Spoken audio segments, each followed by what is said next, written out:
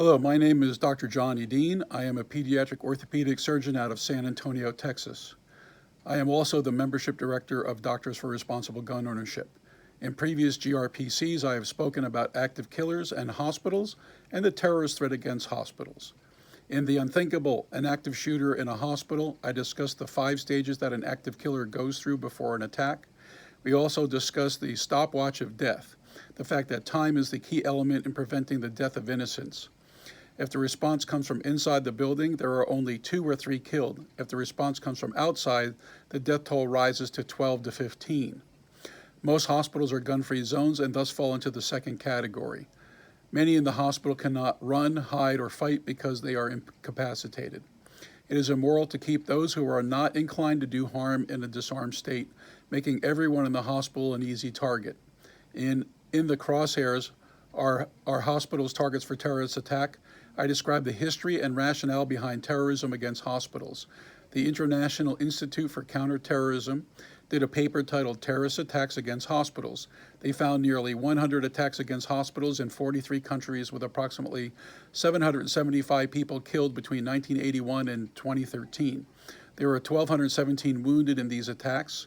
There have been several major attacks against medical facilities since 2013. On December 5, 2013, al-Qaeda of the Arabian Peninsula attacked the Defense Ministry Hospital in Sana'a, Yemen. The Al-Oradi Hospital was attacked using a suicide car bomb, guns, and grenades. Overall, 56 were killed and 200 plus injured. On February 23, 2014, a suicide car bomb was detonated outside of a field hospital in Atme, Syria, near the border with Turkey. There were 14 killed and 70 wounded.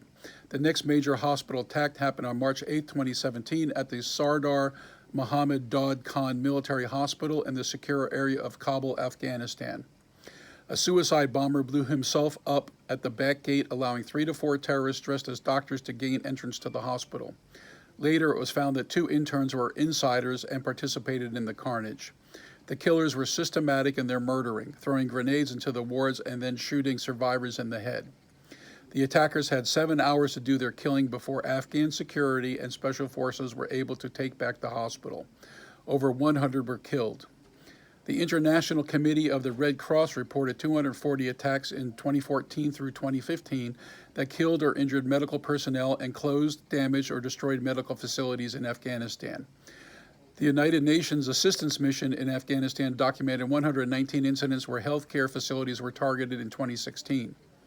Although it was not a successful attack on a hospital, on January 27, 2018, a Taliban suicide bomber drove an explosive-laden ambulance past one checkpoint, stating that he was taking a patient to the Jamhuriyat Hospital.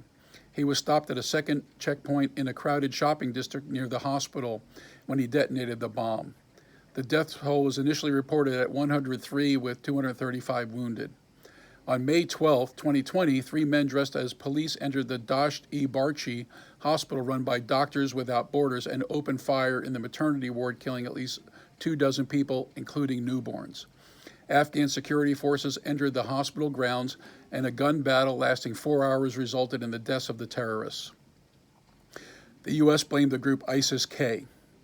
In the United States, on March 24, 2020, a man who was planning to bomb a hospital in Belton, Missouri, shot himself after being shot by FBI agents who were trying to arrest him. It was determined that the attack was motivated by the government's response to the coronavirus pandemic and by racial, religious, and anti-government animus. Since the coronavirus pandemic has hit the U.S., people are no longer gathering in large groups. There are no sporting events, no theater productions, schools are closed, and for the most part, streets are empty. Terrorists are looking for places with large numbers of potential victims. Hospitals are still open and have large populations because of the viral crisis. They make tempting targets for those looking to make a political statement. With the recent outbreak of anarchist violence and rioting by Antifa and Black Lives Matter in large Democrat-controlled cities, hospitals may become convenient points of attack. Even Ronald McDonald houses are not safe. On August 10, 2020, rioters smashed windows and attempted to enter the building where 30 families, many with sick children, cowered in fear in downtown Chicago. Fortunately, nobody was injured. With the presidential election coming in November, we may not have seen the end of the anarchist terrorism. We must realize that hospital terrorism may be coming to your town. be ready.